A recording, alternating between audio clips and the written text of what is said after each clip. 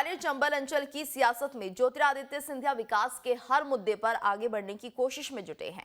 Gwalior collectorate में उन्होंने वरिष्ठ अधिकारियों और मंत्रियों के साथ एक बैठक की, जिसमें पानी उपलब्ध कराने की योजना क्रियान्वित करने के निर्देश दिए हैं। शहर में स्वच्छता और सीवेज को लेकर भी सिंधिया गंभीर दिखाई दे रहे हैं। सिंधिया की सक्रियता को लेकर आइए देखते हैं ये खास रिपोर्ट। केंद्रीय मंत्रिमंडल में शामिल होने के बाद ज्योतिरादित्य सिंधिया लगातार ग्वालियर चंबल अंचल में एक्शन में नजर आ रहे हैं। पहले एयरपोर्ट, फिर रेलवे स्टेशन और अब ग्वालियर के लोगों को साल 2050 तक पानी की उपलब्धता कैसे मिले, इस प्लान में जुटे हुए हैं। शनिवार को उन्होंने ग्वालियर कलेक्ट्रेट में जल जीवन मिशन, स्वच्छता और सीवेज को लेकर एक बड़ी बैठक बुलाई। सिंधिया बैठक में 7 महत्वपूर्ण विषय की समीक्षा करने का प्लान बनाकर आए थे, लेकिन विस्तृत चर्चा होने की वजह से केवल 3 विषयों पर ही बात हो पाई। लगभग पौने 2 घंटे चली इस बैठक में तय हुआ कि अब हर महीने रेगुलर समीक्षा बैठक होगी, जिसमें दिए गए डायरेक्शन की समीक्षा की जाएगी। उन्होंने प्रशासनिक अधिकारियों से कहा कि एक एक्शन टेकन रिपोर्ट होना चाहिए, जिससे कि जनप्रतिनिधियों के सुझावों पर कितना काम हुआ है इसका भी पता चल सके। हर माह रेगुलर प्रोसेस में ये बैठक की जाएगी, ताकि जो काम हमने दिया है, जो डायरेक्शन हमने दिए हैं, उसकी समीक्षा हम लोग कर पाएं। हमने ये भी निवेदन किया है प्रशासन से कि एक एक्शन टेकन रिपोर्ट होनी चाहिए। जनप्रतिनिधियों के सुझावों पर जो क्रियान्वयन के निर्देश दिए गए सफलतापूर्वक हुए, अगले बैठक के पहले एक एक्शन टेकन रिपोर्ट सभी हमारे माननीय सदस्यों को दिया जाना है।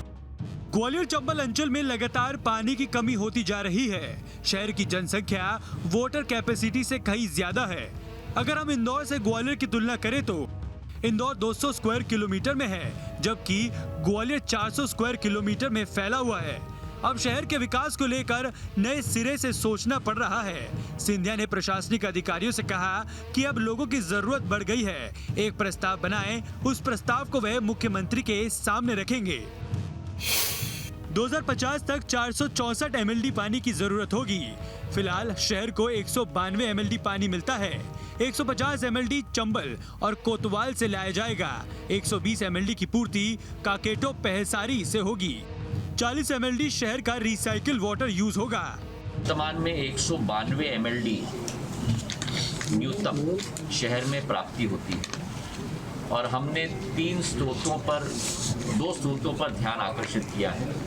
एक है चंबल और कोटवार, दोनों मिलाकर 90 और 60 MLD मतलब 150 MLD इन दोनों स्रोतों से आएंगे, और ककेटो पसारी से हमारी कोशिश है कि अतिरिक्त 120 MLD वहाँ से आएंगे। तो कुल मिलाकर जो 2050 का हम लोगों का लक्ष्य है, जो ग्वालियर को 464 MLD की जरूरत होगी, उस लक्ष्य की पूर्ति हम लोग कर पाएंगे।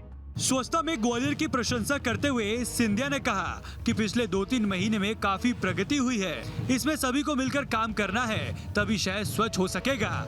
सिंधिया ने नगर निगम को भी कहा कि हर महीने सफाई कर्मियों का हेल्थ चेकअप होना चाहिए, साथ ही ड्रेस और सफाई कर्मियों की देखरेख का भी ध्यान रखा जाना चाहिए।